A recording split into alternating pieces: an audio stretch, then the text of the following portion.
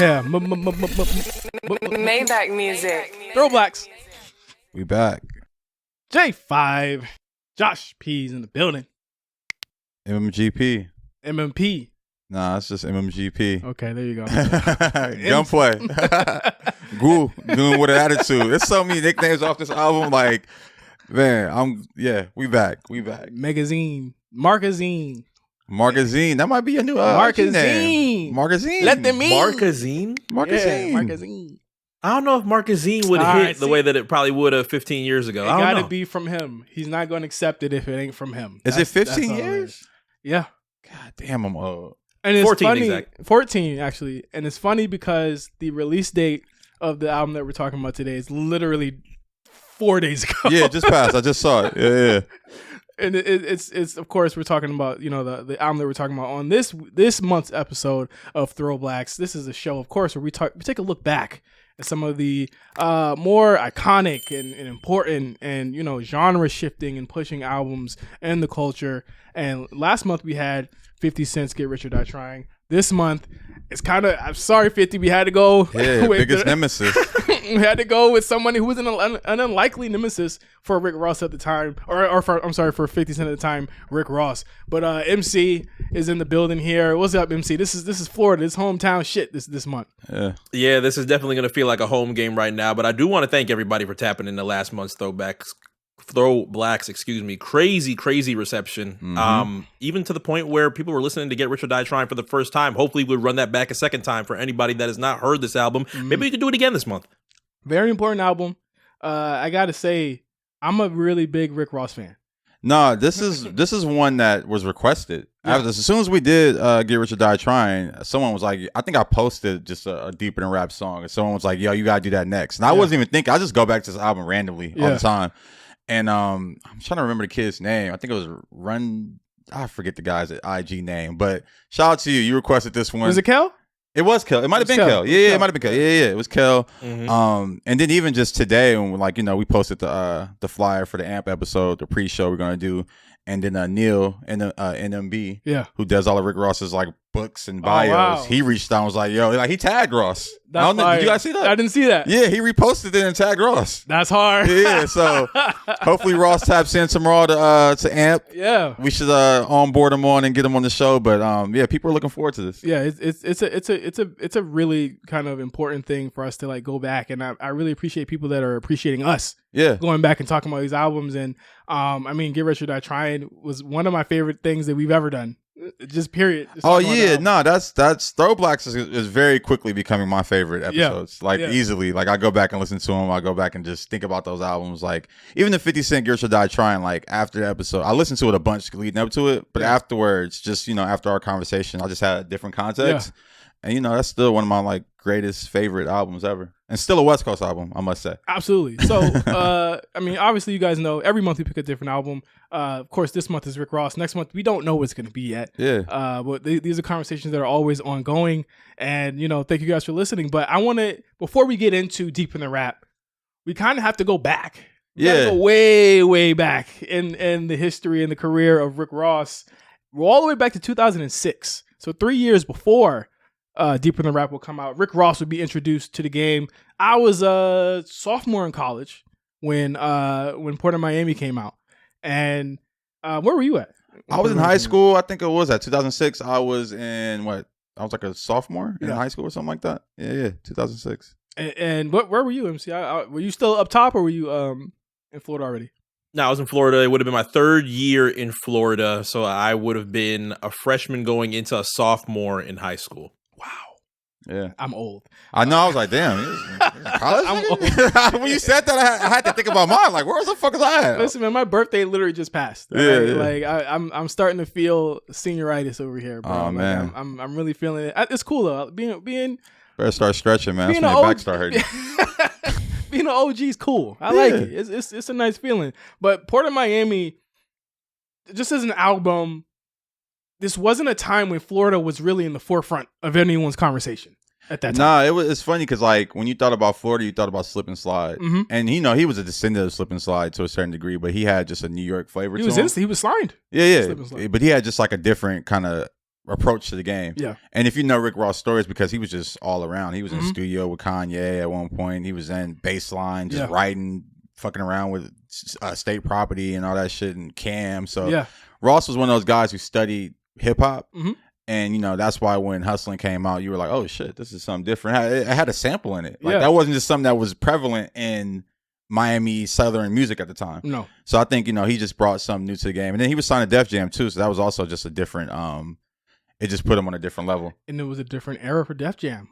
Shake. Def Jam South, He was still there. He was very instrumental in signing Jeezy and Ross. And those were the two kind of, you know, major players for the new Southern expansion of Def Jam, you know, coming after Ludacris, going into that new generation. It's funny, you know who was the president of Def Jam at the time? Or Def Jam South at the time? Scarface. Oh, yeah, he was. Yeah. It's crazy to think about. Scarface was the president. You had Jeezy signed. You had fucking Ross signed. Who else was signed around that time to Def Jam? There was a lot. I mean, Ludacris all had DTP there. I think they did a joint deal there. Yep. There was a lot of like movement there within the South, but there was a lot of like unrest with the North in hip hop, and they were not ready for this at all. Jay-Z was gone at this time, so this is 2 years after, 3 years after, 2 years after Get Rich or Die Trying. The landscape is 50 Cent. The landscape is still firmly there, but you can already see the shift happening. Lil Jon was starting to blow up. A lot of stuff from the South was starting to get a lot of traction at this time. What was it like being like young at that time, Mark, and really kind of like seeing it happen, you know, for Ross and for Khaled and all those people, like, you know, from a bird's eye view?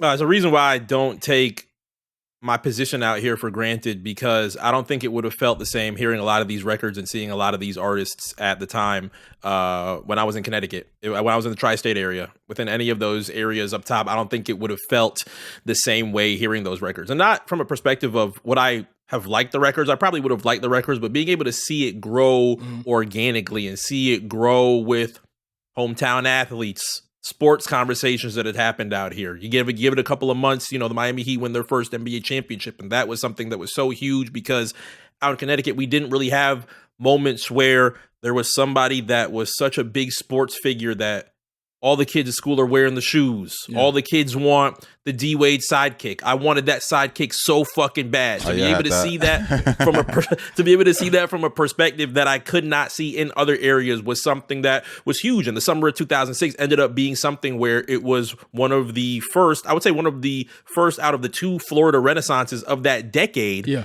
That was crazy to experience as a 15-year-old child at the time. Yeah, and I mean, with Port of Miami, big singles, Push It was a big single. Hustlin', obviously the biggest single from that. But one thing that people kind of were shocked about was the major high profile guests that were on the album. Ross managed to get a in retirement Jay-Z verse that summer. Well, it's funny. Those retirement Jay-Z verses are always funny to me, because it was like he wasn't really retired. He was popping up. He popped up on Jeezy and Ross album. Yeah. So it wasn't like he was really retired. And it was good for him to pop up on those albums, because it wasn't the typical New York feature. And these were his artists. Yeah. And it was like him just being, you know, President Carter. Like, yeah. So I respected those verses. I love those verses. But yeah, to get a Jay verse, that was huge. Who else was on the album? He had Akon was on there. Akon, of course. Yeah. Who else was on that joint? Damn, there was what Trick was Life Jennings. Life Jennings was on Trick it. Wasn't on there yet. Briscoe was on there. Briscoe was like him and Ross were neck and neck at one point, and then Ross just kind of just shot through him or past him at least. Absolutely. And Briscoe definitely had a lot of traction at that point in time. Had a huge Wayne record in the hood, was big out here, even with the kids. But you know, as Po' Boy Entertainment starts building up, and you get Briscoe, you get Flo Rida, you get all the different artists that were coming out of there at that time. Ross, especially with that Def Jam strapped to his back, skyrocketed all the way to where he was in 2006. There was a weird thing with that Ross and Jeezy thing. And obviously that will blow up years later down the line when they both got way bigger than they were in 2006. But at this time, Jeezy had already, and we got to get to TM101 at some point. I know that's going to be a 3-hour show. Yeah, oh my God. I listen to that album every 3 months. Like that's going to be a whole different type of show. But the year before this, TM101 blows up, and Jeezy's one of the biggest rappers in the game. It's crazy because Jeezy just had, and that's the difference between, I think, Jeezy and Ross. Jeezy had so much on his side. Yeah. It's like you had Boys in the Hood, you had Diddy, You had the So Icy. Mm-hmm. You just had so much around Jeezy that like you knew that was going to be the one that blew up. Ross was the dark horse. He was, and that's what I'm getting at. Even at Port of Miami, it's hard to think that the Ross now was the Ross then, because I remember back in the day, they were calling Ross just kind of the B-level Jeezy. He was the C-level Jeezy. Remember, he went to Boys in the Hood after Jeezy left. Oh yeah, he did do that. But that, you know what is funny? I always think about that. It's like that was just him just kind of being like, Puff, like, how can I get closer to you? Like, right. That's one thing about Ross. He was like a master networker. Right. Like he was going to be in the rooms that you wouldn't expect him in, really. And yeah, I think that was more of that than just him following in Jeezy's footsteps, quote unquote. So he follows up Port of Miami with another album in 2008, Trilla. And this was the album that shocked a lot of people because not only did it carry over, they carried over the high profile guest. This time Jay-Z's on the album and instead of a bonus. Lil Wayne's on the album again. Yep. R. Kelly's on the album. A lot of I mean, and that's the very first time we hear the Maybach music franchise. Yes. That cemented Ross's career right there. Absolutely. Like when Ross is dead and gone, you're gonna think about Maybach music and just what that sounds like. Him and Justice League, that was a killer combo. And I mean, I love the Runners too. Runners were all over. They were all over Port of Miami, but I feel like they had like a run that just kind of ended. Like I don't know. Yeah, I don't know what happened with the Runners. I feel like it was the Runners, Justice League, and Cool and Dre all were like the sound bed to Ross and like those kind of artists at the time. And then as they kind of phased out, they phased out, which was kind of bad or random. But you see like producers now, TM101 or TM808, Metro, all of them thriving. The artists and becoming and beyond artists and beyond. I think you look at. I mean, I think now hip hop is a lot more production based than it was back in the day. But I don't even know if that's the reason. I don't know. They just kind of like phased out. I don't know if these guys retired or what. Like it just feel like they just stopped making music. So Trilla comes out. Can we talk about this intro to Trilla? Shout out to Jay-Z. Yes, the ad lib. Yeah. Shout out to all of the Trilla intro is one of my favorite intros because it's literally Ross saying, in the past year, these are all the niggas that I knew that I picked up. And these Master are the people marketer. These are the people that I've always knew. And it was really kind of like his mission statement. You know what I'm saying? Like he said, I don't give a fuck about death because death don't give a fuck about flesh. And I said, this man is on some other type of shit now. Well, it's funny with Ross, like, and that's one thing I always appreciate about him. Like, back to being a dark horse, his was always the comeback story or like the story of like, hey, like I'm about to make it happen no matter what. And you know that Trilla intro that Trilla actually set the stage for what would become deeper than rap. Absolutely, sound wise, lyric wise, and then even beef wise. Yeah, absolutely. Do you think being a dark horse like that makes the branding of something like Maybach music a lot more organic than I think a lot of artists would try and strive for? I think if I were to assume, I would assume that there would be a lot more artists that try and find that, and either you can't really find something that is organic as something that sticks to Ross like a Maybach music, or you get into a position where you want to brand something like that, but then you get in trouble. I remember like Mavado, when he came out in 2006, a dancehall artist at that point in time, had to change his name because Mavado Watches didn't want to deal with that type of content, so he had to change the MO to the MA. But Ross, I noticed he never really got in trouble with Maybach. How did he keep that? Even the chain was the Maybach logo. Yeah, I don't know. I've always wondered that too. I feel like at the time, Maybach was the name of a Mercedes-Benz car and wasn't necessarily like the name of Mercedes-Benz. Right, okay. So that's probably how you kind of skirted around it. Civic music. Yeah, you know, like, but also, I don't know, maybe he just had a relationship. And also, I think a company like Maybach is like, oh, you're promoting us in every single song. Right. And it's not like he's promoting us in a bad. Yeah, like, I think it looked good. Like, they were like, okay, we're rolling with it. So, Josh mentioned the beef part of Deeper in the Rap. And as Ross becomes a bigger star, and let's just get into the character of Rick Ross. Yeah. Rick Ross is a loquacious, outrageous, what a word, liar in certain senses, or in the best ways, in the best ways possible. In the best ways possible. I look at Ross as kind of like the action movie star, where you're looking at Steven Seagal. Oh yeah, absolutely. You're looking at a Arnold character. Schwarzenegger. Yeah, it's like, oh, I'm like, it's hard to kill. Like literally, like he's just like, and I mean, man, it's like you put the you don't even put the snitch jacket on him. Yeah. You put the damn near like cop, but not even a cop jacket. We're gonna get to that. We're gonna get to that because the CO thing is like its own section, right? Because in 2008, 2009, as Ross gets bigger, figuratively and you know what I'm saying, and status wise, Florida blows up too. Yep. So he's able to kind of maneuver without anyone asking these questions about him. And just more so about the character of Rick Ross, it was absolutely a character. Yeah. At the time, you didn't see Rick Ross without his sunglasses. Mm-hmm. You didn't see him without his chain.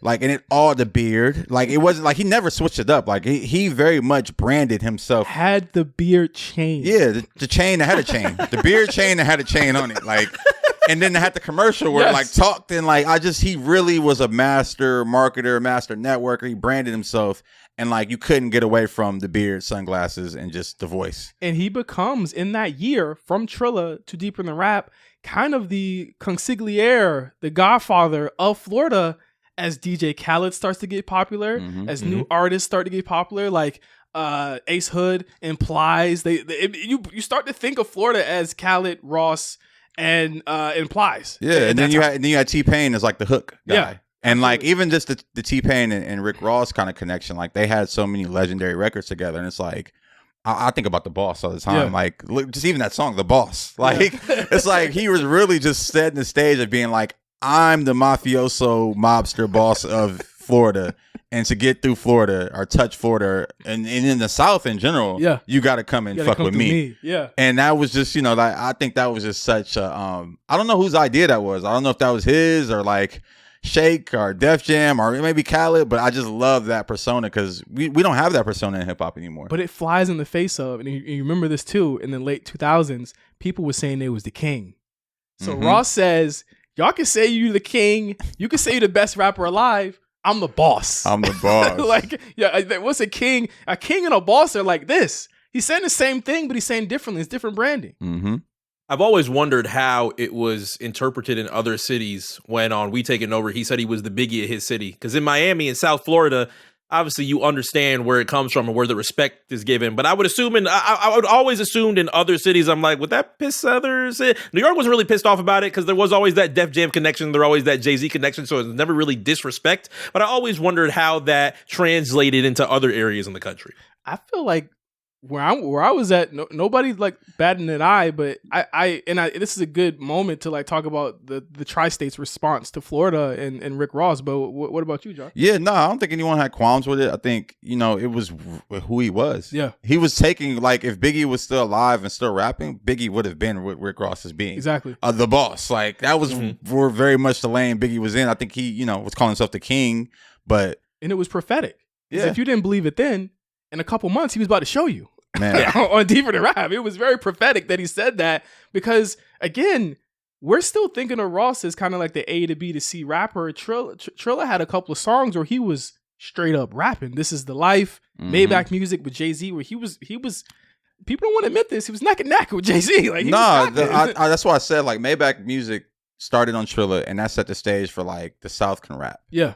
And we can rap really well. And then you had Maybach Music. Well, we'll talk about it. We'll get into part two on this. But there was a lot of attention from transplants like Fat Joe and Lil Wayne. So they would always take Ross and Khaled on the trips with them. They would always take them on songs with them. And you also have people like Jay-Z, of course, but also Dipset and Cameron and Jim Jones, who were really big in Miami at this time, kind of bigging up Miami and Florida in general. That's where they all were all the time from like 2003, 2002, all the way up. That was the party city, not LA at the time. It was definitely Miami. So like now you're starting to see Rick Ross become more of like really like a big trendsetter, a influencer within Florida. And Rick Ross does one interview, and I don't know if you guys remember this interview. Ed Magic TV. Oh, come on, man. This is a legendary in our group chat. He had done a couple of interviews. He did an interview with Fader where he had the red jacket on. He talks about the boots, the Timberland boots. Oh yeah, Rich off ROC. ROC. Rich off cocaine. Then the tattoo guy says, "Who in the fuck are you?" And he said, "Boss." They gave him the $250. Man. This is when you start to see the character come out. Yeah, literally it was character building. That's what he was doing this whole run. And I think this Ed Magic one was just like him at his peak. He knew he had one there. Kevin Tate. I'm trying to make Kevin Tate a more legendary interviewer. Now, this is 12 minutes of, and if you haven't seen this before, it is, how many questions does Kevin Tate ask in this interview? 1, 2? He might have asked 2. He might have asked 2 questions before Rick Ross started asking him questions. Rick Ross talks for 12 minutes. It's very similar to, and I mean, I don't know if he got it from him, but it's very similar to The Future and Tim Westwood. Tim Westwood, yeah. It's like I'm just gonna do a monologue, and you can interject, and I'm gonna just take you along. You're a character in my monologue.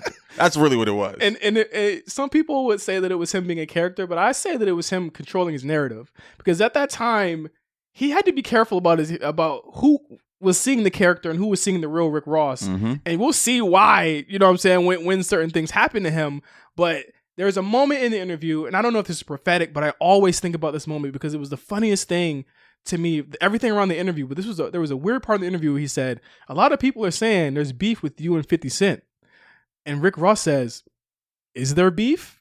And then Kevin Tate says, I don't know, I'm asking you. And then he completely changes the subject. But that always stuck out to me because one thing about the 50 Cent beef is that we don't know why it started. No, this is why it started. It started because it literally started because of Ross. Yes. No, you understand. Ross allegedly was messing with 50's baby mama. No. Yeah, and that's why the whole fucking house burned down and all that shit came out. Like, that was all that. I didn't know that. And then what's the song on Deeper the Rap? I'm blanking on. Cold Mafia music. Mafia music, yeah. Mafia music leaked way before the album came out. Absolutely. Yeah. And that was Ross addressing that situation of like, oh, I'm fucking with your baby mama and all this shit. Yeah. And that's what kicked the beef off. Can't wait to pay her bills. Yeah, that's literally what kicked the beef off. Yeah. So it was just that. Who knows? I mean, I feel like at this point, I think maybe he was just because like how 50 reacted to the beef. Like 50 went and found his baby mama and it was a whole thing. So I'm almost positive he was. But yeah, that was how I kicked off. It was all Ross. It was just a weird moment in that interview that I was like, because even Ross, if you go back and watch it, even Ross is like, he drops the character for a second. He says, is there beef? And that's what makes me think he was messing with his baby mama. Right. He like, he got beef for me. I don't got beef for him. Because like, how would Kevin Tate know that they had beef? I had never heard of Ed Magic TV before then. Yeah, I mean, it was always grumblings on the internet. If you was on like allhiphop.com and the ill community, you was hearing shit. But that was like the kickoff to it. And it was also because like, you know, 50 was beefing with Fat Joe and Khaled, and they were all in close proximity to Ross. Saying nothing. Yeah, so Ross kind of was like, I'm gonna take it on. Yeah. And you got to think about it. Ross, like we were saying before, Ross was running through New York. Like Ross wasn't just like some low key nigga. He was out there. Yeah. So I could very well see it being some personal shit that went to wax. So speaking of 50 Cent, let's get to 50 Cent in 2009. Do we have to? Yeah, we have to. I mean, I would say, Josh, you might not agree. Mark, you might not agree. I would say 50 Cent going into 2009 was a little bit hobbled. I think that he had lost some pretty high profile kind of skirmishes, like the Kanye thing. People would say that he lost that. And then he was beefing with Fat Joe and Jadakiss, and you could see that he was kind of stretching himself thin with all of these beefs. Yeah, I think that's what it was. It was like you lost the Kanye beef, or you know, it wasn't even really beef, the sales beef. But then also, I think a big part of it was, you know, New York, that record. Yeah. Fat Joe, Jadakiss, Ja Rule, like that record wasn't supposed to be a big record. Mm-hmm. And it blew up in his face. I think he couldn't listen to the radio, couldn't walk around the city without hearing that record. And it was one of those records that was like, yo, it's a rallying cry against this villain. And I think that was the time he was like, okay, I got to spread my beef out. Yeah. I got to beef with the South. And that's what I think happened. Like, I was just like, that's kind of what it felt like to me. Yeah. And he was throwing shots at Lil Wayne at the time, little shots about the kissing stuff. And he was throwing little shots at Lil Wayne, but Lil Wayne wouldn't respond. Yeah. I mean, Wayne shied away from all beefs, I feel like. Yeah. But I like 50 was like, yo, 50's a bully. Right. And 50 was just playing into that. He wasn't going to like shy away from that. And like, I think beyond just a regional beef, it was also 50 being like, I'm just trying to protect the manhood of hip hop. I think that's what it was more than anything. It's like you got these soft rappers like Ja Rule singing. You got these rappers in the South kissing each other and like, nah, it ain't cool. Yeah. I'm not on that. And you got Kanye from the Midwest dressing all weird. And like, I think he was just trying to preserve the bravado of hip hop. And that blew up in his face because look at hip hop now. But do you feel like hip hop as a whole? Hey, I won't say started passing him by. I mean, you could see like his sales started sagging. I think Before I Self-Destruct was out in 2009 or something. That might have been. It came out later. I think it came out after Deep in the Rap. That was because Massacre was like, when did Massacre come out? 05. Okay. Massacre was 2005. Before I Self-Destruct took so long to come out because that was something that he was preparing after Curtis. I'm sure the reception to Curtis, especially Curtis was as it was positioned at graduation, that was something that probably did not make him happy. So as that happens, he goes, okay, y'all don't like Curtis, I'm going to go back to the mixtapes. And that is when This Is 50 started getting a little bit more traction, a little bit more bubbling. And he put out the This Is 50 tapes. He started linking back up with Banks and Yayo and created the original 3 and went back to the original 3 of G-Unit. Started trying to piss off Fat Joe again, putting out those tapes. And then we got the G-Unit album before that. And then Before I Self-Destruct dealt with multiple issues of trying to get a single out, trying to get something that's popping until it came out at damn near the end of 2009. So yeah, it was a tough time.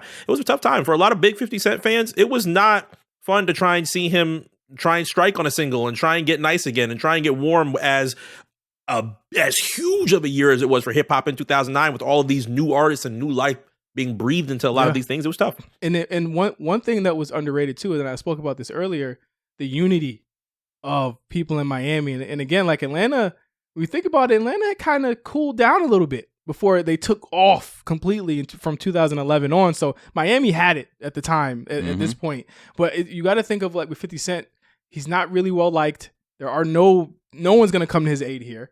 And I think he was hobbled and he allowed himself, or not allowed himself, or he was vulnerable enough to be bullied by someone else. And that bully was Rick Ross. Yeah, no, and that's why I said like Rick Ross absolutely started that beef. Yeah, he absolutely saw a weak target and was like, okay, this is what I can do. And I mean, the timing of it all was just so crazy because it was like it was what Ross needed and it was what 50 needed. Yeah, because it gave 50 so much energy and new life and like people weren't talking about him before this. It had become Lil Wayne is the hottest rapper out. Wow, this Jay-Z keeps coming back. Rick Ross is pop. Jeezy was popping. I mean. Could you say people replaced 50 with Jeezy at one point?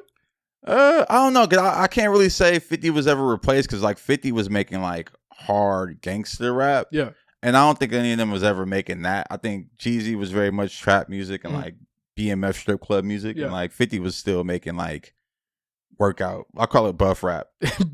I've said that before. I call it buff rap. Yeah, it's like Aftermath was like a buff rap fucking gym. They were just pumping out buff rappers. What were your thoughts? And I know we kind of touched on this too on the Get Rich or Die Trying episode. But after Curtis, where was 50 Cent at with you guys?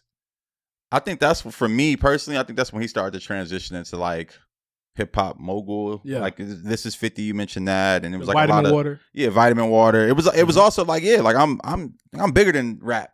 It was almost like he was damn near ready to retire then. Do you feel like Game kind of hit his credibility a little bit? Oh no, it was so many people pulling at his armor. Yeah. It was so, and that's the thing. It's like what you say, spread thin with the beefs. It's like you can't defend yourself from all these guys. Yeah. And at some point, they all kind of just ganged up on him. But I do think, like I said, it was like, you had Vitamin Water, you had This Is 50, you had all the little. He was still doing the DVD shit, like not even so much the DVDs, but just putting out the little episodes, like Pimpin' Curly. Like that was keeping him relevant and like keeping him like in our face. And like even if we didn't like the music, we were like, oh shit. 50's still crazy as fuck. I didn't like that he was kind of hitting Cameron, like poking Cameron with a stick. I mean, yeah, Cameron even that, was the cock down. shit. Yeah, like even the back and forth with Dipset and Cam, like that was even like, it was like, 50 was just showing that he's bigger than the music at this point. He's like, I've sold millions of records. So my next album sells 2 million or 8 million. It's still bigger than all y'all albums ever. Yeah. That was kind of his stance at the time. Damn near diamond at this point, by the way. Yeah. Almost at 10 million. But I mean, there was something that he couldn't prepare for, and that was Mafia music. So let's talk about Mafia music. And when this track leaked, I heard it on Not Right, and SK was rightfully so, like everyone on the internet, they were saying, "Holy fucking shit, Rick Ross is he dissing 50 Cent, and better than that, is he dissing Floyd Mayweather too? Because this was around the time when Floyd Mayweather had controversy about his money being fake or something like that. It was like, it was so funny. That's the thing about Ross. It's like, you say things are just obviously just like not even true or real, but it's like he says it with such conviction. He's like a preacher. Straight face. It's like, what? Like, all right, I'm gonna believe it. And yeah, that Mafia music was one of those tracks. Like he was saying things that you were just like, is that true? So, I mean, where were you guys at when you heard it? I mean, from the beginning, like the opening organs, when you hear it, it's almost like Hail Mary in a sense. It's almost like people don't look at it as a diss record. It's actually like a scathing ass diss record. Oh yeah, absolutely. I was in front of my computer on the right. Like I remember, I forgot what the artwork for it was even when it leaked. It might have just been like a photo of Ross. It was a photo of Ross at that house. I think that's where he did the Deeper Than Rap photo shoot at. Yeah. So he was already working on the album. And I want to talk about that too. And I want to get what you guys, your thoughts about when he recorded this album and how did he know he was dissing 50 throughout this? Because this album has about 4 50 Cent disses in it. And they're just put in the album as if nothing else is wrong. But I want to talk about some of the lyrics. Yeah, I mean, one of my favorite lines off the record is, listen to niggas like whistling at Wendy Williams. Like, that's a bar. Decipher that, though. Like, I mean, it's just like, why would I listen to you niggas? Like, and if I was to listen to you niggas, I might as well go holler at Wendy Williams. And I would never do that. And at the time, Wendy was just like, she was just the ugly of New York. and there were so many things in Deeper Than Rap, and we're talking about the album improper here, but we're going to talk about Mafia music because the album opens with this song. There's so many songs on this album, Josh, that seem autobiographical, and he's talking about his life, where he says, Creflo prayed, Mike Vick paid, Bobby Brown straight, Whitney lost weight, Kimbo sliced on the pad when I write, that Mayweather money looking funny in the light. How crazy, and we're still using funny in the light. And that's my thing. Now you understand, like that goes back to him being a lyricist. Like no one was rapping like this. He was rapping. Like he was like, yo, I'm a diss this nigga, but I'm a rap at you. And like 50 can't hang. Like honestly, 50 can't hang with these type of bars. Are you saying this? Or are you admitting at the this time? No, I'll admit that at the time and right now, 50 was very much a brash bully. He gonna be like, fuck you, you lame. Yeah. Ross is gonna say it in a cool ass way to just make it feel good. Like these songs were like, is it a diss? Is it like you were kind of like on the fence, like, is it a diss or is he just great wordplay? Yeah. And I mean, he's disses Fantasia randomly. Yeah. Just randomly disses Fantasia. Go ahead, MC. I was going to say that's why you had records like Tia Told Me, where he's just going for low blows, trying to get disqualified in the match, whereas Ross is trying to, get the 3 count, and 50's outside grabbing the chair, grabbing the ring bell, and it's trying. And it worked for. I'm pretty sure for most young niggas, it probably worked. Especially, at least for me, when I heard Tia Told Me, I was like, oh no, 50's gonna win this because he got a video of so and so doing X, Y, and Z. And back then, in those early renditions of blogging and those websites where pretty much there were no rules or anything of that nature, where you can really have like policing things like that of niggas saying, oh, it's kind of corny. Because if you were to do that in 2008, 2009, everybody would be like, boo, oh, shut the fuck up. And I'm sure a whole bunch of different words could be said for that. But now it's looked at a different light now that you're a little bit older and realize, okay, Ross had a much different lane in this than he did when we would have seen it when we were like 17, 18 years old. So prophetic also. And again, this comes out before the album, before all the allegations come out. Mm-hmm. Autobiographical stuff. Banned in 1994, but I'm too legit to quit. 1996, Kilos was the shit, but I was better than Roof, and that shit be bad for your skin. He's talking about the shit he's done to get here on the song. No, because I mean, his story, like I said, was like a started from the bottom story. Yeah, like Ross was not. If you look at old photos, you see Ross in old videos. He just looks like a goon number 2 in the back. I remember I seen him in like some random like Trina video. He had like a Lakers jersey on, no beard. He just looked like, nigga, you rap? Or are you securing the premises? And like now it's like, yo, like he's like, yo, I thought about it. I came up with the strategy to come up mathematically. Like he really was like, I'm about to do this and I'm gonna do it this way. We got to get to the line here as well. Love to pay your bills, can't wait to pay your rent. Curtis Jackson, baby mama, I ain't asking for a cent. Oh, a cent. You gotta say the cent. Burn down the house, nigga. You gotta buy another. Don't forget the gas can. Jealous stupid motherfucker. So if you don't know about this line, 50 Cent and his baby mom were going through it. They were embroiled in a big legal issue about a house that burned down. And it was alleged that it was burned down for insurance fraud. Yep. And so Rick Ross is basically saying, oh yeah, this is true, by the way, but I don't know how it's true, but this is true. Don't forget the gas can, because I believe that was some of the evidence that they found by the house was a gas can. So it burned down while she was in the house. Yeah, mind you, like she was living there. He was trying to get her to pay rent. This is what it was. He was trying to get her to pay rent.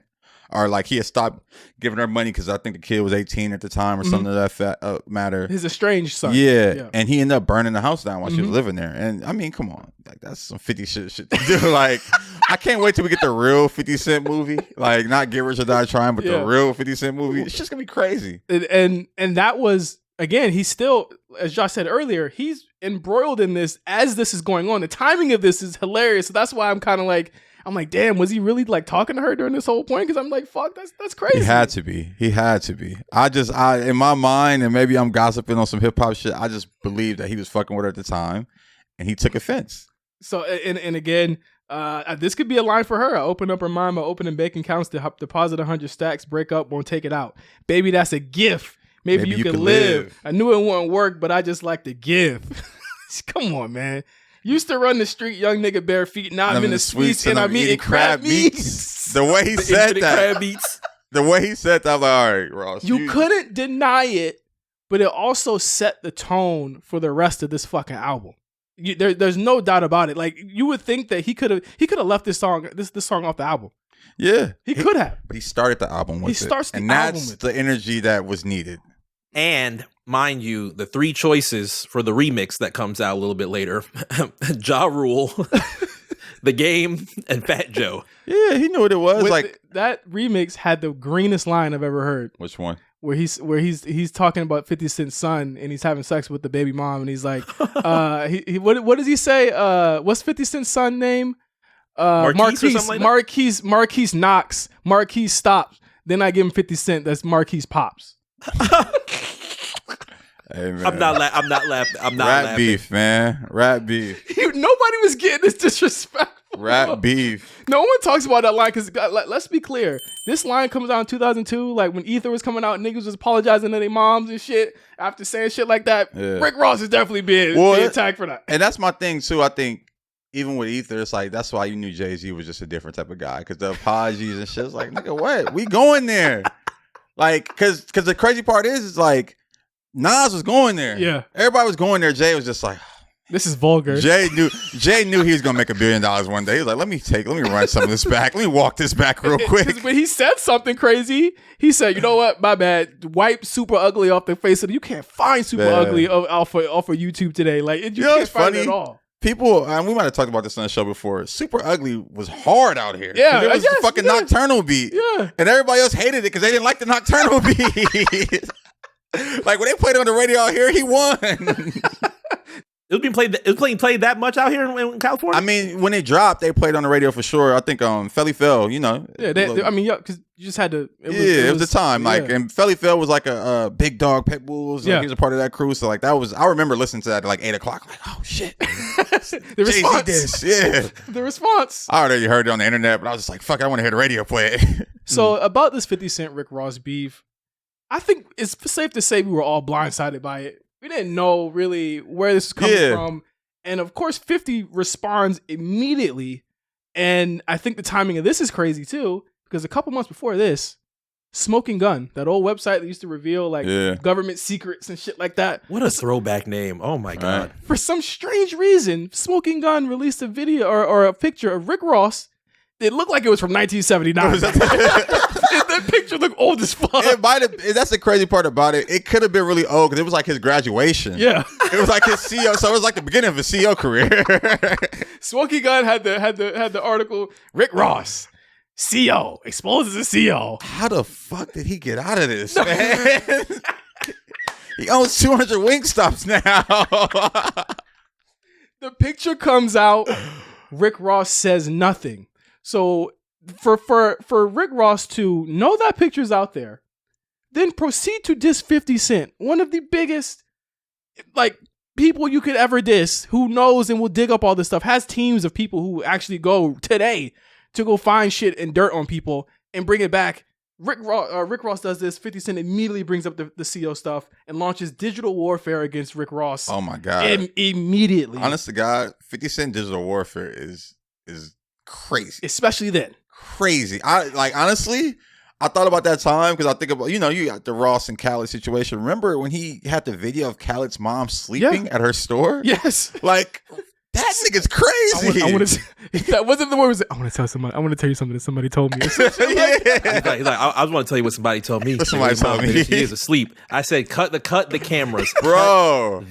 Cameras. And word around town is allegedly. I don't want to spread this from our Bronx legend here. But it was French Montana on the camera. Yeah, it was allegedly it was French Montana on the camera. It was French Montana. That's hilarious. Then French Montana and Khaled are cool now, right? Yes. Okay. Absolutely. By all means. Yeah. Very, very cool. That's especially with him and Ross. It was French. Yeah. I think he confirms it himself that it was him. Wow. So again, this happens. The baby mama stuff happens there, and he gets sued for releasing the video of his baby moms getting dug out for some revenge. Oh yeah, shit. Then that was, I was gonna mention that. Then you had the it wasn't even revenge porn because like he paid the baby mama to do this shit. Okay, like she was like paid and like she wanted to do that. Yeah, it was revenge to Rick Ross. It's like your baby mama, but she was like a part of the plan. The whole time, y'all. Rick Ross is mum's the word. Whatever, doesn't give a shit, doesn't say anything, and then it happens. XXL article comes out. Rick Ross says, "Yeah, it's me. It's me. It's me on the phone." I want to bring up this interview real quick. Oh man, please, because I'm like, I really don't. Oh yeah, he did. He addressed it, but like in a very like gangster way. He put the hell of a spin on it. While they were being quiet, and the XXL article was making its way, I ended up realizing that things were getting a little bit hotter just based on what was going on the internet, and there was a Trapaholics cover that ended up saying in bold letters with some of the best art and imagery that I've ever seen on a Trapaholics cover. Is it Po Boy or Po? And I say, guys, I think Ross is in trouble. Because even though they had like a solid 16, 17 tracks, great Ross records. Niggas was still fucking with him. Niggas was still fucking with him. I never, like the whole CO thing, he spun it so well. Hold on, I got the quote. Yeah. I got the quote. He says, "Yeah, that was me." He says, "Me not answering or addressing that situation has nothing to do with my career. I've accomplished enough and I've made enough money for me to be good. Yes, it was me in those pictures, but I'm going to tell you this. Me taking that job, I was doing my job. You understand what I mean?" Yeah. You understand what that mean? The stuff I talk about is real. The dope is real. The gun talk is official. Look up Kenneth Boobie Williams. Look where he's from. That's nothing to be proud of. I wish that on no man. But just to let you know, that's what I witnessed. It's a reality. I cannot discuss certain people that's still in the streets, and I will not. I took a street oath, and I'm going to live by that. And I'm going to die by that. And it's not about a music career, because that shit, I'm good. It's about me being it's about me and being in the streets. Boobie gang, man. And that's the thing. It's like he blanketed himself in like this whole criminal organization to where you like that response was great because now it's like we can't ask you about that. Then we snitching. We asking you police work. Yeah. But it was like then you had people come out and be like, "Nigga, you're not even a part of Boobie gang." Trick Daddy being one of them. It's like what's he talking about? But he continues to drop freestyles and music on the way. This is the beginning of the Rick Ross vlog era with Spiff TV. Oh yeah. If you guys remember that with the you'll never escape that font. That deeper the rap font never went away. I'm about to use that. That font, we might have to find that font for this episode. I don't know. That font never went away. So he had Kiss My Pinky Ring, which was a big freestyle at the time. He started rapping over New York instrumentals to diss 50 Cent. That's when he rapped over Rakim, right? Yes, he did. He did Rakim. I think Know the Ledge was one of them. Well, that's such a Ross beat to pick. Crazy because Ross is a real hip hop fan. That's the thing. Like he's a student of the game, and like he made sure he did this the right way. He's like, I'm gonna diss you on the shit that you need to be dissed on. Yeah, I'm gonna spank you. Continuing on in this XXL interview, Ross says when 50 say he'll ruin somebody's life. Rick Ross says, "Where I come from, it takes an AK-47 to do that. Cartoons, we laugh, funny. You put on a wig, come out the closet, funny. At the end of the day, we in the streets finna drop another #1 album. We press it on." And he says, "My freestyles that you could hear them. Kiss My Pinky Ring. I do them in 20 minutes and put them out there." He said, "This whole empire crumbles. People listening to how potent the music is. That's all that really is for me." And he's right. because as it stands, and somehow he knew this, he knew he had a better body of work than what 50 Cent was putting out and what he would put out later that year. Yes. And that's what he was banking on. Yeah, no, he was like, I think, and that's the thing. It's like he was relentless in his like spin of it all. He was just like, I'm gonna just keep spinning, and y'all gonna just have to just deal with me. Yeah. And I mean, shit, like he fought right through it. Yeah, absolutely. So that brings us to Deeper in the Rap. The album drops April 21st, I believe, 2009. Begins with Mafia music. We spoke on that. Continues with, and I guess we gotta touch on this too. The production of Deeper in the Rap. Yeah, no, that's one thing that I really want to touch on because that was the beginning of the Khaled We the Best era. I feel like for me, We the Best, did that come out before Deeper in the Rap? We the Best was 2007. By the time that Deeper in the Rap was out, We Global was out. So Khaled already had Go Hard with Kanye and T-Pain cooking up. He had what else was on that album? We Global is one of the more underrated, not underrated, the under talked about. I like it had another boot. It had Out Here Grinding. Was it Out Here Grinding? I want to say Out Here Grinding. Let me take a look. I don't really talk about We Global enough as we talk about the other. I think production wise though, you had Justice League, you had The Incredibles, you had The Runners. And then Ross, being a student of the game, you had Bink. Bink did cigar music. You had DJ Toomp did fucking what did Toomp do? Toomp did Valley of Death. Valley of Death, which is, but it's funny because you don't really think of Toomp to be like a sample guy, but he is though. No real like 808s on that either. Yeah, but he is a sample guy, and it's like you got Valley of Death, that's one of the ones on the album for me. Drummer Boy was on there. I hated that song. He did Face, huh? Yeah, Face. Yeah, that was one of the ones I didn't like. Who did Usual Suspects? Usual Suspects was The Incredibles. Incredibles from Virginia, from Richmond, Virginia. Yep. I didn't know that. Okay, yeah. You had also The Dream on there. So again, major production there, major people on this album. Tricky Stewart did that one, The Dream, huh? Yeah. Yep. Second song on here, Maybach Music 2, featuring Kanye West, Lil Wayne, and T-Pain. Now tell me if there's a moment when you know Rick Ross has finally crossed over. He's made it. That's one of Wayne's best verses too. Yeah, All black Maybach, I'm sitting in the asshole. Niggas hated that. Niggas did not like that. Niggas did not like that. But it's like, nigga, I'm literally sitting in the back of my thing is like, that's what Maybach music was. Right. It was bossed up chauffeur music. Like everybody was driving their own cars. You got to remember, we in the back of this motherfucker. Yeah. Right? And that's what we personifying. That's what we putting out there. And like, I don't know. People hate that line, but it's like, I mean, that's on the low totem pole of sus Lil Wayne lines. Come on, like it's so much more. Like you go on for days. That's like the beginning of it, basically. I think again, you got to remember in 2009, this is Lil Wayne. This is peak. He's gay era. Peak. He's kissing baby. Peak. We're not paying any attention to him, but Lil Wayne was still on his run. This was like the peak of his run right here before he goes to jail. So like him getting a Rick Ross, getting him twice, by the way, on all of his albums is a big deal. But this album's, this song is crazy. I mean, Kanye's verse, insane. T-Pain on the hook. One of my favorite Maybach. What's your favorite Maybach music? So the first one was obviously him and Jay, and that ended up being so big because Ross was like, I got one of the biggest Jay-Z, I got one of the most important Jay-Z verses of all time. It was. At the time, talking that shit. At the time, yes, very much so. Two was so cool because Kanye had literally just a couple months removed from creating damn near a new genre with 808s. Everybody was so it was much varied opinion on that, and they ended up coming back on this. Rap in 2009 was a pretty good rap year for Kanye. Maybach 3 was important because that was when him and T.I. squashed the beef, and he was on that one with Jadakiss. Important flex. Teflon Don, to me, I mean, one day we gotta talk about it. That's a New York ass album.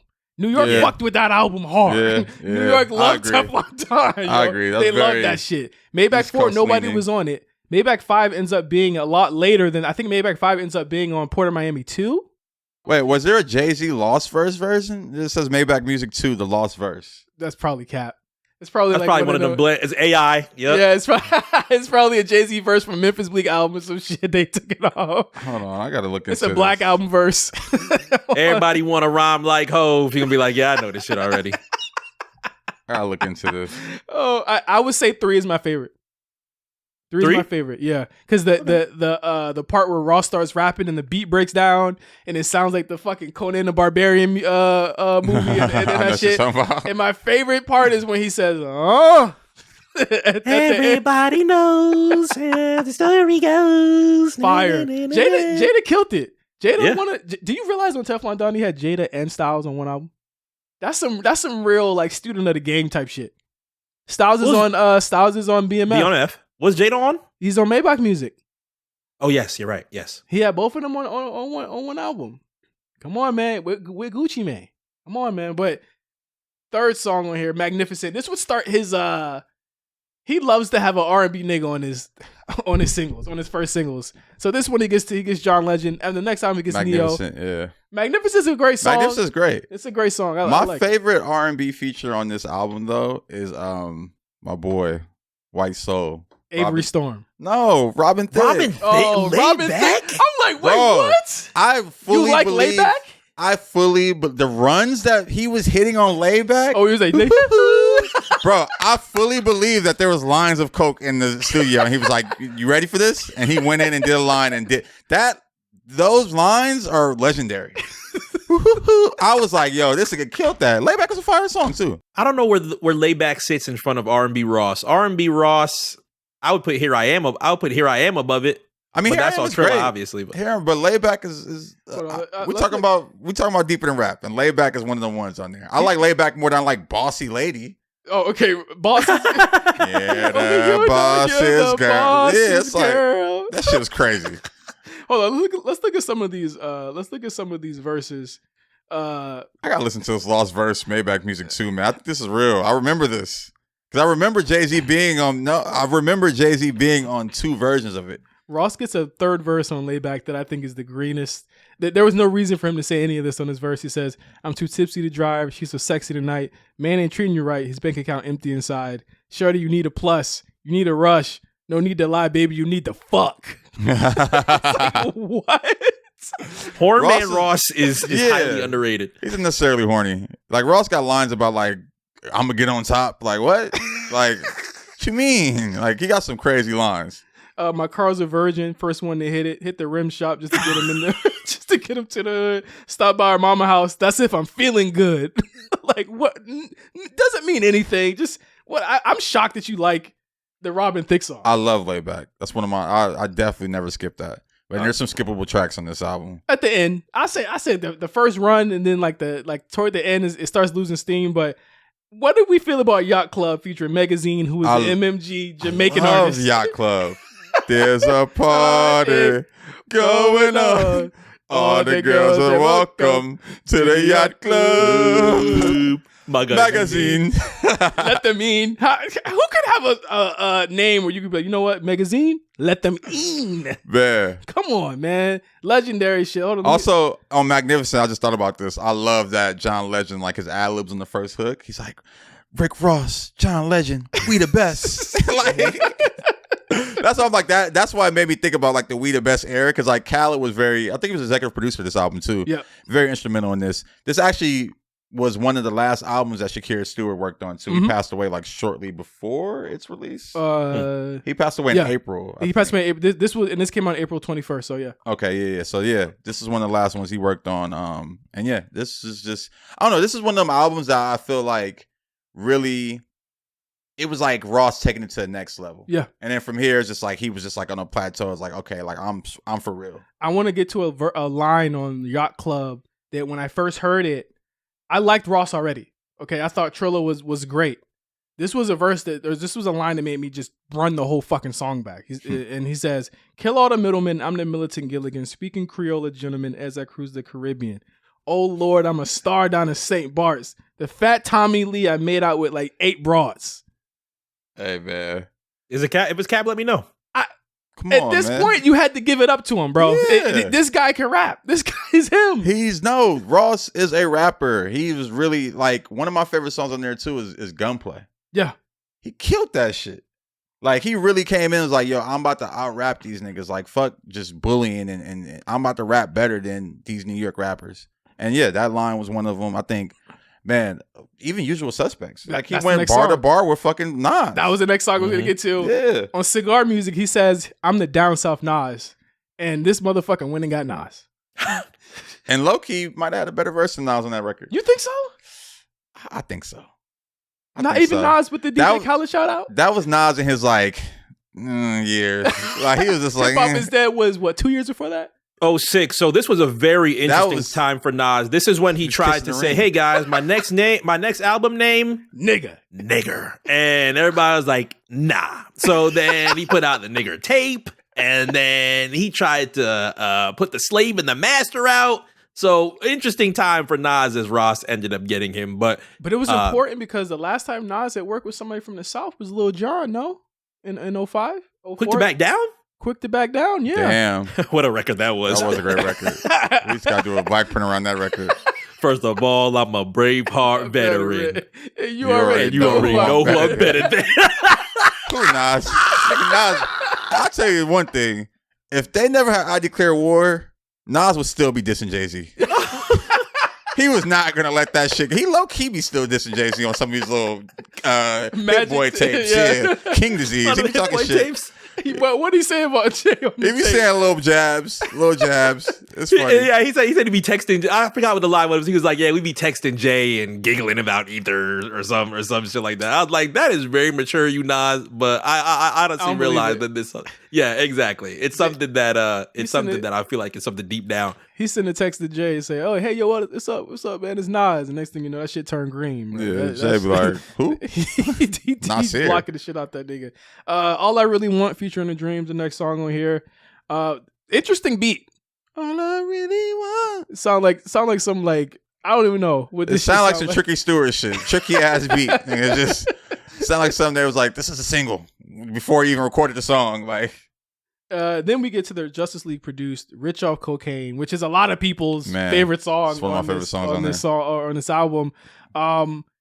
If you needed more proof that this motherfucker can rap, this is the one. This is one of the songs. This is one of my favorite Rick Ross songs of all time. Mm-hmm. He has a lot of fucking songs, but this one is the one where there was a level of introspection that you never really heard from him before, but you didn't really hear in music at the time, especially not popular mainstream music. He was introspective on a level of Nas or Jay-Z, of talking about where he had been. And up to this point, it's been mostly like party tracks other than Mafia music. And then he gets kind of serious on this song. Yeah, Rich Off Cocaine was like very much his, I want to compare it to something, but it was like his like, it's like, it feels like that could fit on like one of those classic Jay-Z albums. Yeah. Where it's like, oh, okay, this is Unreasonable Doubt or something like that. He's just like, it's over a cool little sample.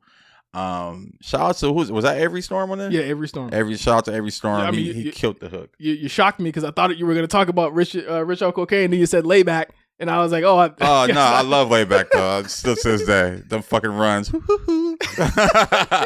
But no, like I don't know, Ross just really, that was it being one of your favorite tracks. I respect that because that was one of them ones that's like, okay, like he has one of my favorite lines on there too. Chickens put me in position to donate the rice.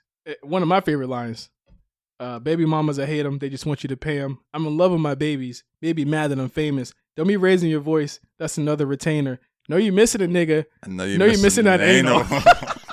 Horn Man Ross. I'm trying to tell you, Horn Man Ross, bro. Because it's like, you're like, yeah. What? The fuck is he talking about? Ross, I mean, Ross is mad horny on this album and others. I just think that is now. South Florida wise, I'd say that is a pretty big staple. I think a lot of people would say that that's the what? The anal? Not the anal. Rich Off Cocaine. Rich Off Cocaine. I can't speak for anybody else in South Florida. I thought you were talking about the anal. I can't speak for anybody else out in South Florida. Nah. Yeah. Not on my end. Oh, but then he says that line, and then he says, "Vacation to Haiti, it nearly broke my heart. Seeing kids starve, I thought about my Audemars." I was like, I feel him. Why I got this shit on? This nigga starving. Introspectiveness. Yo, man. He's a crazy person. Okay, he's a crazy person. We talked about Layback, but I want to talk about him finding Foxy Brown. I don't think we've even mentioned this yet. Yeah. For Murder Mommy. I like Murder Mommy was fired too. It's funny that he just name dropping a bunch of brands that's not really around anymore. Like I think he name dropped like Jonathan Kelsey. Yeah, shit that doesn't even exist anymore. He's talking about fucking Foxy Brown having the first Bentley Continental, and she like comes in like, yeah, no, you didn't. Like there was a lot of like cap on this album that was just like, oh shit, like Foxy. But shout out to getting Foxy Brown out. That was another thing of him being like, yo, like look at what I do. Yeah. Like I'm gonna get Foxy Brown. I'm gonna get Nas from Queens, Foxy from Brooklyn. Like I'm gonna go and get the New York staples and show 50 like, hey, like I can make a better New York album than you damn near. And then he put her on a Big D produced record. Big D is a huge Miami producer. Like one of the biggest Miami producers. Let me find, he's produced some crazy shit. That beat sounded like some New York shit though. I didn't know that. I thought that was like fucking DJ Premier or some shit. Yeah, he was. Nah, it wasn't that deep, but it was like just the way it sounded. It was like, oh, like this sounds like some fucking. It sounds like a New York beat. It sounds like something I would hear like Havoc or someone. Well, you know, Big D did the whole Pretty Ricky album, Blue Stars. Oh shit, he did that whole thing. Big D's a legend. Big D did that whole. He did Damn It Man for Pitbull. Classic. He did Girl Tonight with Twista and Trey Songz. Oh shit, classic. He did a lot. He did a lot of like Florida records at that time, and you know, putting her on a Florida producer, you know what I'm saying? Like that's just unheard of. And him saying, "Big D, I need a New York like track for Foxy Brown. I found her." Has he done much songs after this song? Oh, Big Foxy? D? No, Foxy. Oh, Foxy. It's a good question. I don't know. She dropped the album out in 2009 around that time. It had a single with Movado on it. Oh, I'm pretty sure it was didn't that Broken do so Silence? Well. Yeah, Broken Silence. Broken Silence was good. Broken Silence was 01, but 09 by the time that came. Say it again. Well, was it? It was 01? Broken Silence? Yeah. Yeah, that was around 2001. I can't remember if it was before or after. I'm pretty sure it was before 9/11. I'm pretty sure it was before 9/11, but that was with BK Anthem on it. That was her classic. On it. Yeah. But the 09 album was after the reports of her being deaf and so on and so forth. She had an album. I think it was called Brooklyn's Don Diva. Didn't do so well, but Foxy released something around that 09 time. Next song up, Gunplay. This is the lyrical part of it. One of my favorite songs on this album. This was a 50 disc. Yeah, 50 disc, and it's just like back to what you're saying. It was just a lyrical exercise. Yeah, like he ended each verse the same way. He like just the shit he was saying. Like even how he started off. Like, man, sitting at the table counting my money. I ain't where I want to be, but I got a few hundred. Like that's just some shit. Like nigga, that's young, rich, old, whoever. We could all relate. A lot of talk on the street like a nigga crossing me. Well, that's something I gotta see. Is it how my chain swing, tied on my face, telling lies, getting niggas' wives tied up and raped? Similar to the mob, deeper than rap. this Mark's face. These are lines. These are lines you could get off easily. To be loved. He killed. Like he was going off on that first verse. But I feel like Gunplay had the most prophetic and like ill diss towards 50.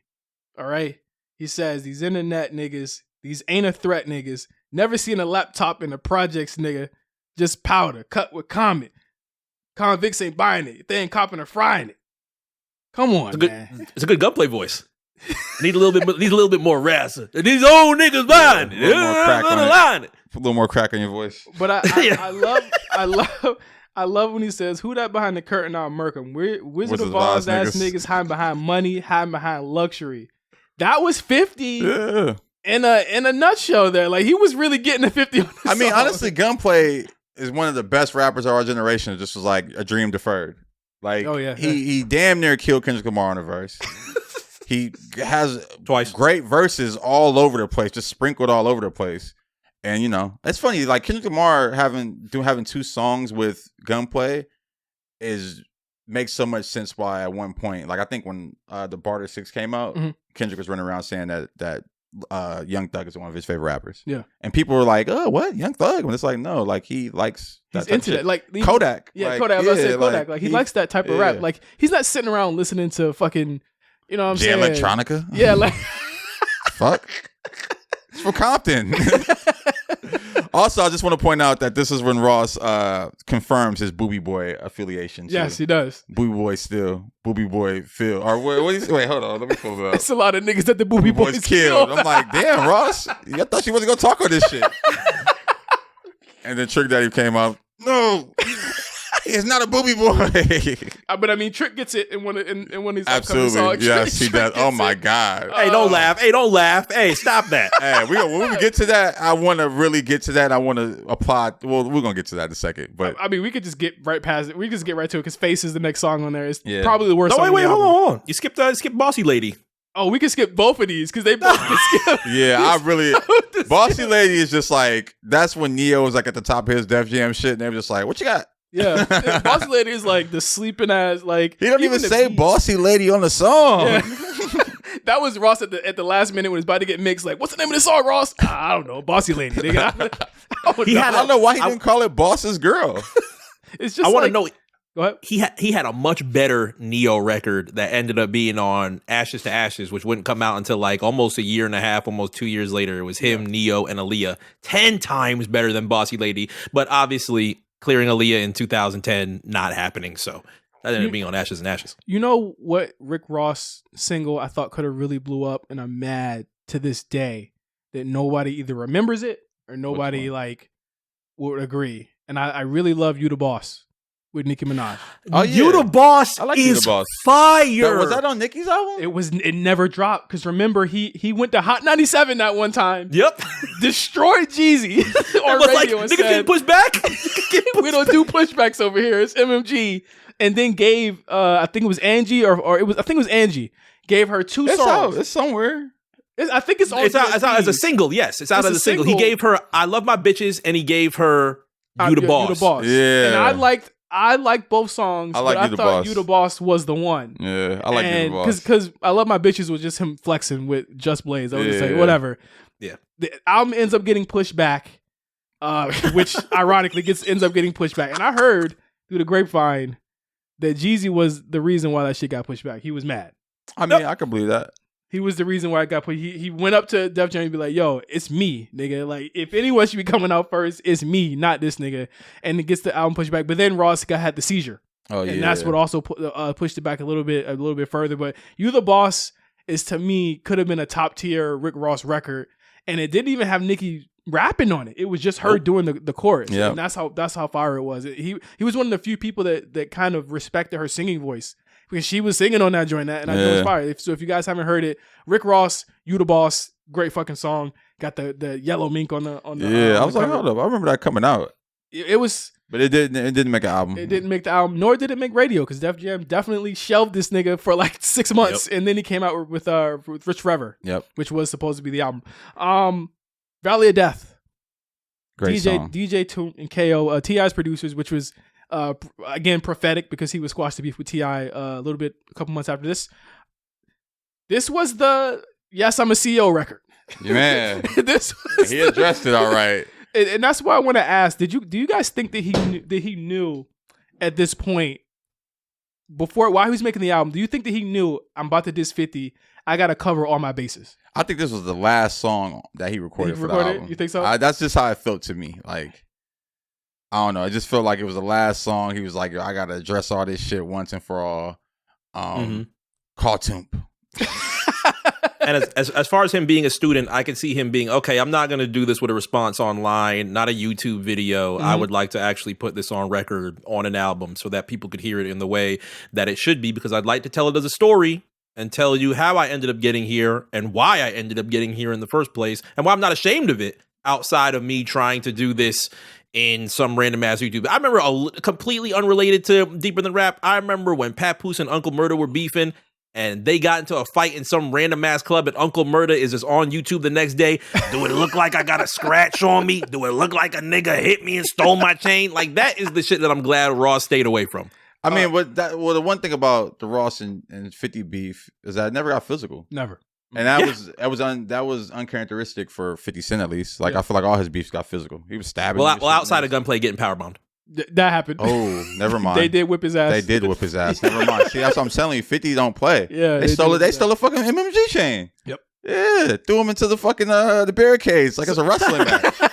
Shit was crazy. So, first verse on this is 50 the don't play. First verse on this was the 50 response when he says, Lord knows when I see this monkey, I'm gonna be the devil. Monkey. Beat him because I'm clever. Beat him at whatever. You never was a G, nigga. Unit mean together. New York unified. Down south love that. When we got to shine, motherfuckers where the love at. Hey.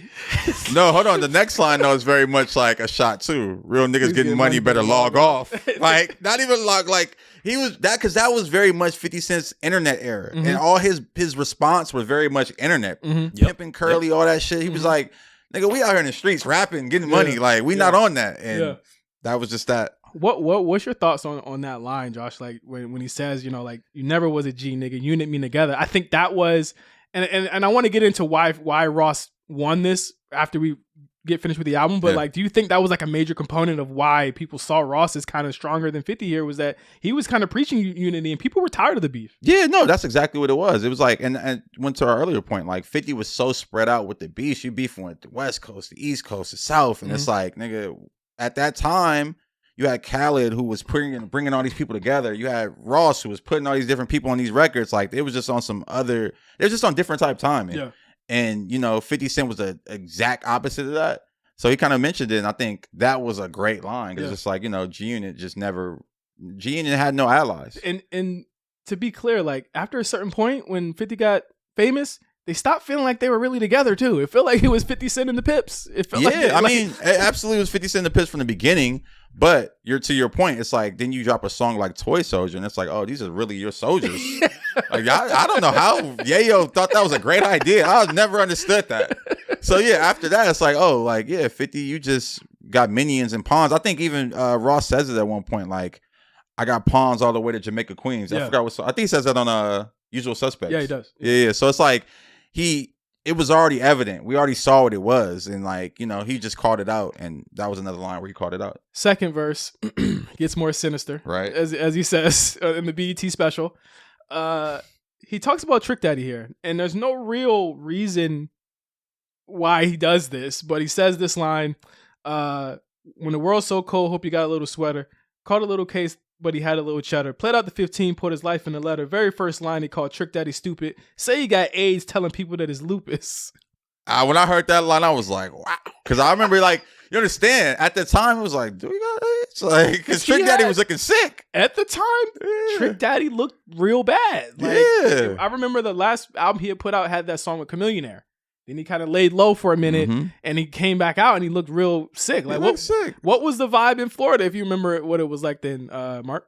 By that time, 2008, Trick's coming out, and obviously he's looking a little bit different facial-wise. I don't think he was as skinny as you may have seen him in past years, but at the time, he's pushing out Iceberg, Ice Billion Berg, and they're putting out records from a South Florida perspective. But I always assumed that the thing between Ross and Trick was just old slip and slide stuff, things that were not resolved, things that Plies kind of stayed away from for the most part. I don't remember Plies really talking about his old moments in slip and slide and giving it like too big of a stage.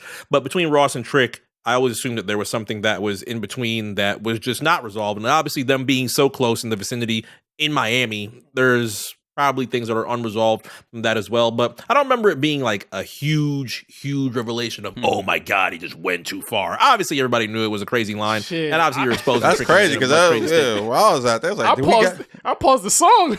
I was like, does he have AIDS? That was the kind of like the thing. It was like, does he have AIDS? So if you guys were confident that he didn't have AIDS at the time. Yeah, it came out of nowhere. I think that's why I was shocked. Because Trick was... Yeah, because Trick was still out. Trick was still out. Fuck the Other Side was one of the hugest records for like at least 2 years. I don't think too many people would be like, yeah, Trick has AIDS, Trick is sick. We need to make sure that we protect it. Ross, you're wilding for that, because Trick was still around in South Florida, doing South Florida records, still performing as well. I think I seen him. When was X Fest? 2009. I was 18, so I seen him in 2009 when I was 18. He came out to West Palm. Very random. He said, "Damn, I ain't eat ass in West Palm in a long time." Wow, I was completely floored by that. But obviously, it's Trick Daddy, so nobody was really worried like that. Now you see why I thought he was talking about the anal. Yeah, that's literally all this. That's why I thought. I think another really good line is that I thought about recently with the whole Rico case and Young Thug is right before that line actually says, "Tell me who the fool if the feds come get me. 50 years or better, that's when you're a trendsetter." Yeah, and that's literally like with the Rico case. If they call you a trendsetter, you're the leader of the gang, and you're gonna get life. So it's just pathetic. Like, pathetic. And just like, I don't know, like, I think Ross always rapped, even with all the grandiose lies. Yeah. It was some truth. Yeah. Not even some truth. He lied with truth. Like, like there was so, like, yeah, to your point, there was so much truth in his lies. It probably wasn't his life, but he was speaking on a life that was real and that was really going on. That he's seen. Yep. But, I mean, talking about his own life, verse 3 is the verse.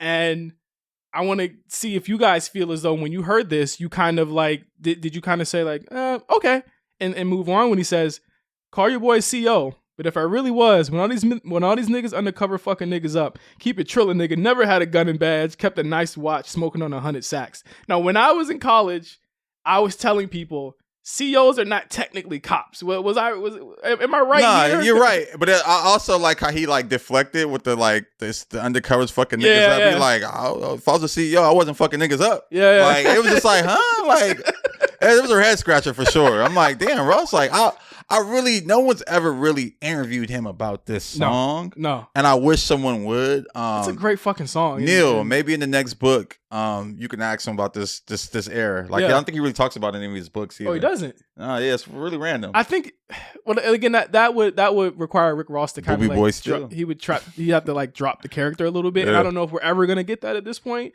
But then he says later on, and again, this is the point where I'm like, yo, y'all got to leave it alone. When he says, can't criticize niggas trying to get jobs. Better get smart, young nigga, live yours. Only live once, and I got 2 kids. And for me to feed them, I get 2 gigs. I shovel shit. I CEO, so we can bow our head and pray over the meatloaf. With a meatloaf. That's a poor ass meal. Hey, but that's how we get in it. I make a good meatloaf. Man, okay? I had meatloaf in 15 years. I make a good meatloaf, bro. I ain't had meatloaf in 20 years. You ain't had my meatloaf. Pause. I ain't. I never will. God damn it. Listen, was this the point where, because let's be clear, after Deeper in the Rap, you never heard about the CO shit again? Oh no, this is Valley of Death. He buried the CO shit with this song. Like, you never heard it again. Did you guys, I won't say forgive him, did you wipe it under the rug? And why do you think people wiped this under the rug at the time? I mean, he explained it so well. It's like, nigga, I'm a CEO for the game. Like how he explained it, it was like, damn, all right. Yeah. Maybe he was. Nigga, like we watched The Wire. We watched fucking Oz. Yeah. Maybe he was just a CEO on the inside helping niggas pass drugs or whatever. I don't know. Yeah. But the way he spun it, it was no one pressed him on it. I remember I was telling niggas on SOHH, y'all act like COs is upstanding citizens. Because they are a part of the criminal ecosystem. When you think about it, I don't know if anyone watches Mayor of Kingstown. I haven't seen that yet. Oh, great show. I know you're on the my... The COs are in there. The COs are Rick Ross. Literally, this the COs are Rick Ross. They killing people. They doing all type of shit. Or Oz. Shit. Yeah. We don't know what it's... Like, the thing is that I feel like, and this happens in every rap beef, they conflate one thing into something that's bigger than... I remember when...